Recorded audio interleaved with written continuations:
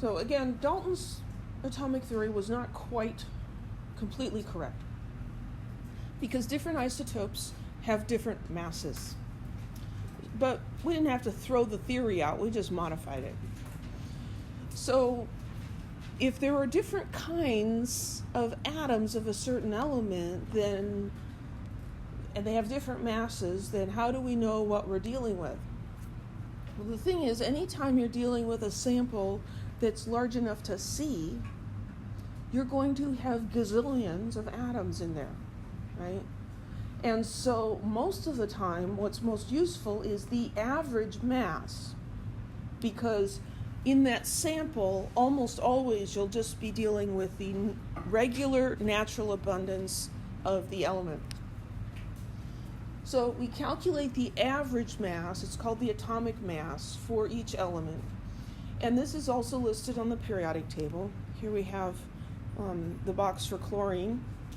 And we've got 17, that's the atomic number. Chlorine has 17 protons. And this is the average atomic mass for chlorine atoms.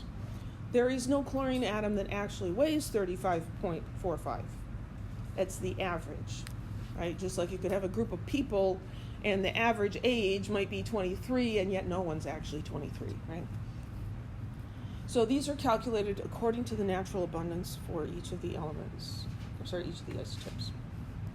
So staying with chlorine, naturally occurring chlorine is 75.77% chlorine 35 and 24.23% chlorine 37. So we can look up or determine the actual mass of each of those isotopes. Chlorine 35 atom weighs 34.97 atomic mass units. Notice that this number is really, really close to 35. There's a reason it's not quite the same. Here the mass is 36.97 atomic mass units. Again, really close to 37. But we can look those up.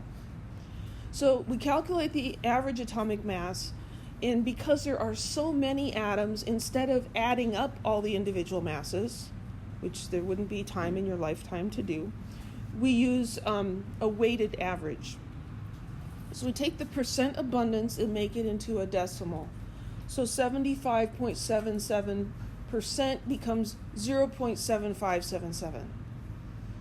And 24.23 becomes 0.2423. It's the fraction. Percent is the fraction times 100. So we're just getting rid of the 100. You take the fractional abundance and you multiply by the mass. And you take the other one, fractional abundance, multiply by the mass, and then you add those two together. And because you're using the fractional abundance, you don't have to divide by the total number. You're just done there. So the atomic mass average of chlorine is that plus that, 35.45 atomic mass units. So let's do an example.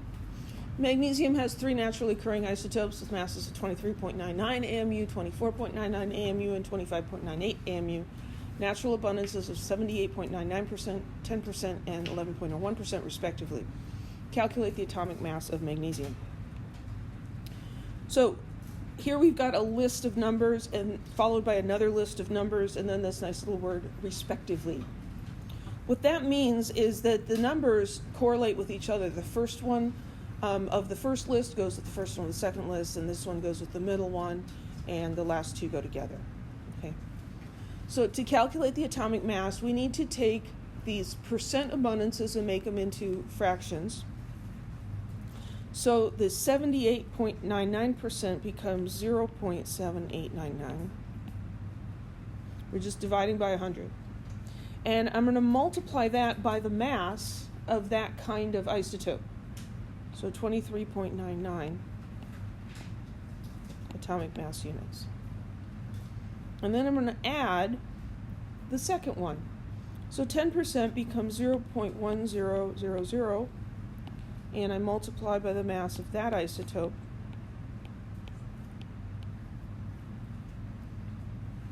And then there's a third one. So we've got 0.1101 times the mass of the third isotope.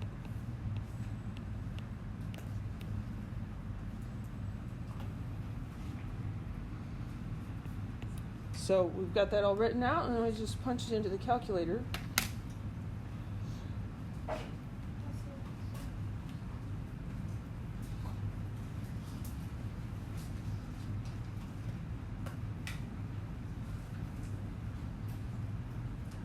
Oops.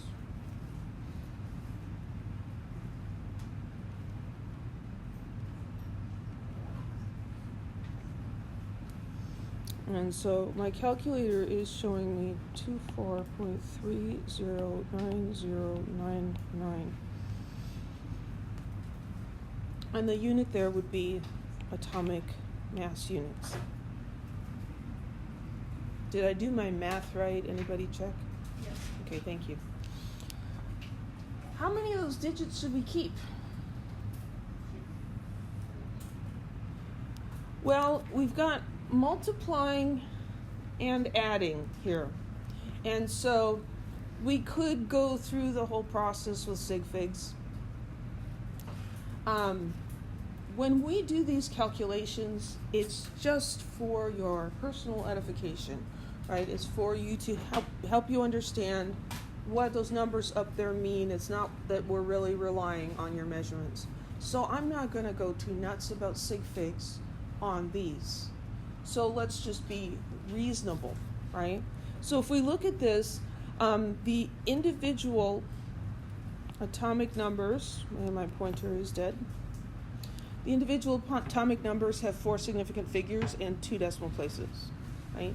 And the percent abundances have 4 significant figures. So let's try doing 4 significant figures. So that would be here. And so if we round that, we get 24.31 atomic mass units.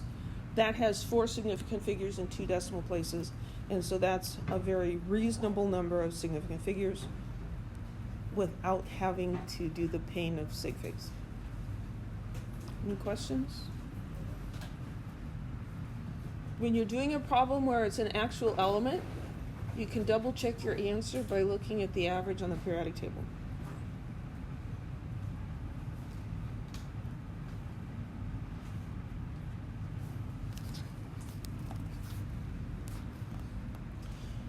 So, how do you measure the mass of an individual isotope?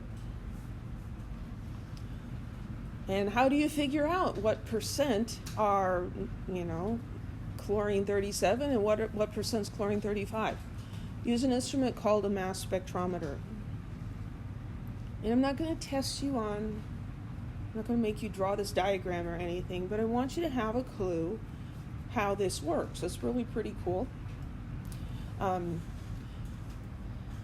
So we've got our sample, it's injected here, and we've got a heater that vaporizes it, so it makes it into the gas state so it can float around, because solid would just sit there.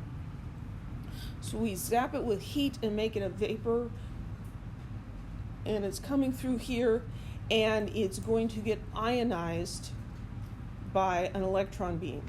We're going to shoot electrons at it and cause it to be ionized. We want it to be an ion because if it's an ion, we can use electric fields to move it. And so we use an electric field here to accelerate these particles and get them going faster. And then we shoot them through a magnetic field. And the magnetic field is going to bend the path of these and is going to bend it differently depending on how heavy the particles are. The lightest particles are most influenced by the magnetic field, and the heaviest particles are the least influenced. And so we can use this magnetic field to separate those ions based on their masses. Then we have a detector here. Anybody have any questions about that? Very, very useful instrument.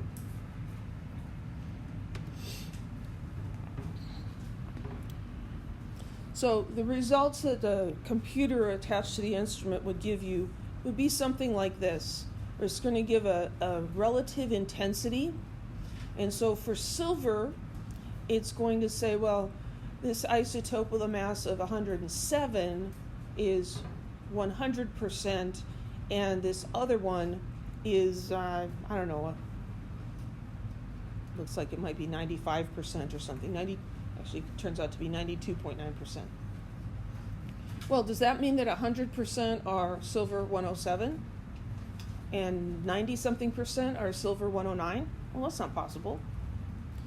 This 100 is just the relative intensity. And so the largest one is given 100, and then the rest are marked relative to that. So the intensity indicates relative abundance. The position indicates the mass of each isotope. So we have to normalize the intensity so that the intensities add up to 100. And we do that like this. And I'm not going to test you on that, so I'll spare you the reading of those silly equations. But this, if you're interested, is how you take these these intensities, and make them into percent relative abundances.